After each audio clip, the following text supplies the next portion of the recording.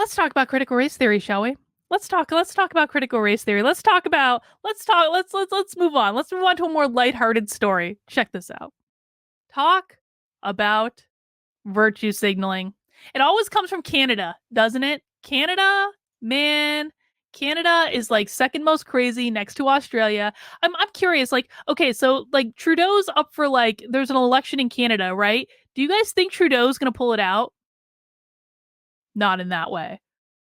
How do you guys think Trudeau's going to do in the election? Because I honestly have no sense of this. I don't know if people have been paying maybe more attention to Canada than I have. But let's talk about this Canadian academic who is being stunning and brave. Stunning and brave. Canadian academic won't use capital letters except to acknowledge Indigenous people's struggle. A Canadian academic is joining the lowercase movement. Oh, it's a movement. Using lowercase letters is now a movement. Okay. Okay. Oh. Oh my god. Oh my god.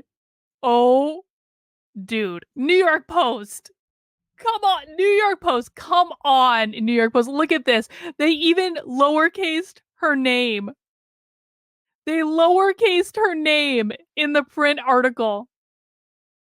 Dr. Linda Manyguns. That's a ironic name. Dr. Linda Manyguns, Associate Vice President of Indigenization and Decolonization at Mount Royal University. Why does Mount Royal I have never heard of Mount Royal University. Has anyone heard of Mount Royal University?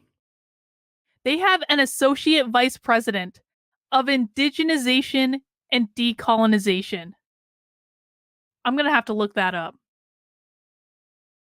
Says she was joining local leaders to reject symbols of hierarchy wherever they are found and will not use capital letters except to acknowledge the Indigenous struggle for recognition.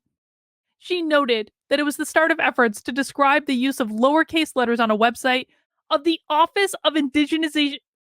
So not only is she making a personal choice to only use lowercase letters herself, but she has dragged her entire workplace into this.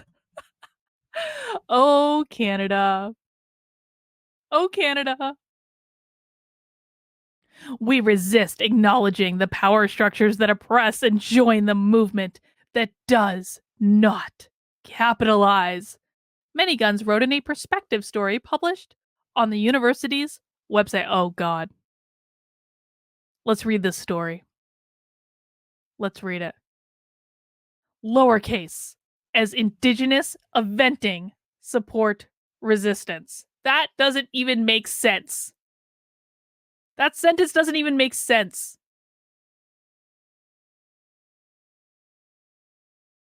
Let's read the manifesto. Okay. This is a beginning effort at describing the use of lowercase on the website of the Office of Indigenization and Decolonization. Okay, dude, let me tell you this. I worked in higher education for like 10 years. I worked at 3 different colleges directly.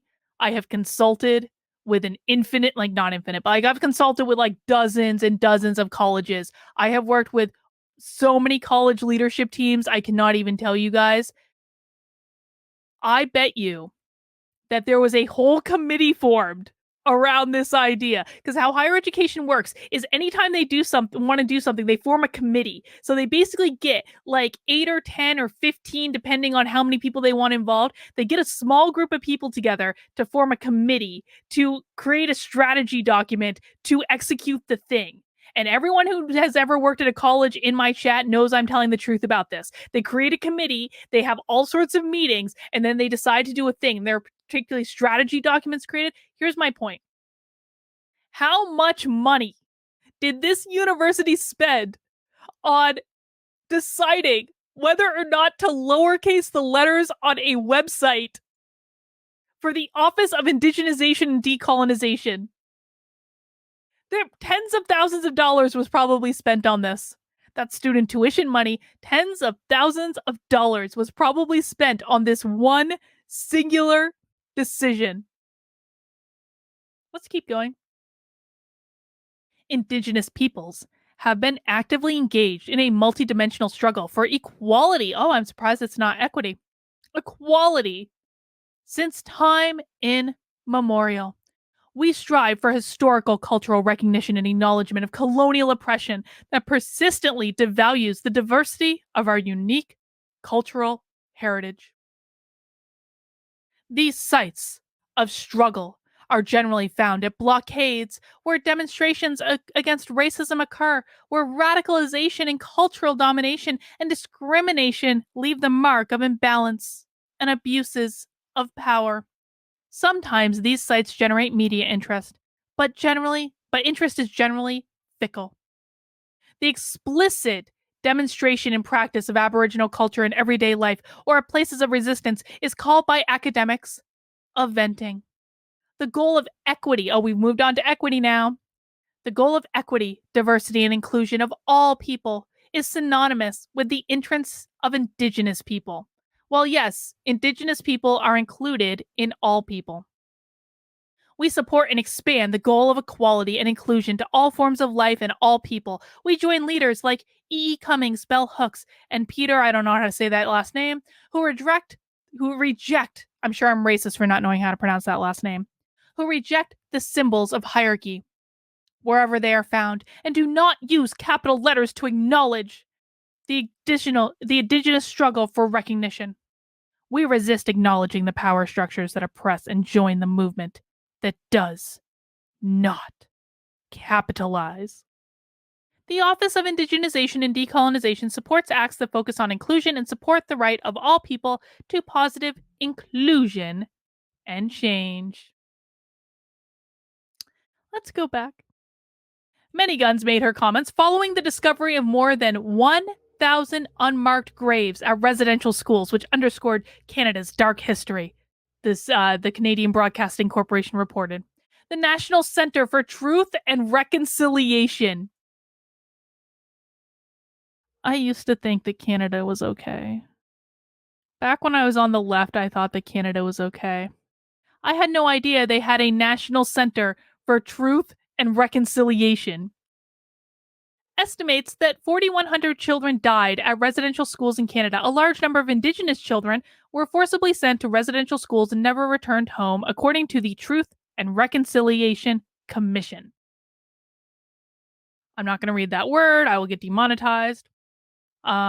Indigenous people have been actively engaged in a multidimensional struggle for equality. So this is from what we just read. All right. So silly Canadian professor doing something silly. I'm actually interested to like bounce around this website a little bit. Let's just take a quick look. Because apparently this is a thing. Wait, do they not even have they don't even have a link to the office? What does this office do?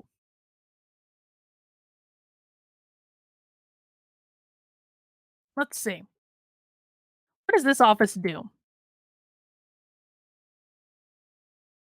Office of Academic Indigenous. Is this what we're talking about? Our mandate is to contribute to the implementation of the academic goals listed in the Indigenous. They have an Indigenous strategic plan, especially Goal 5, respectful and inclusive curricula and pedagogies.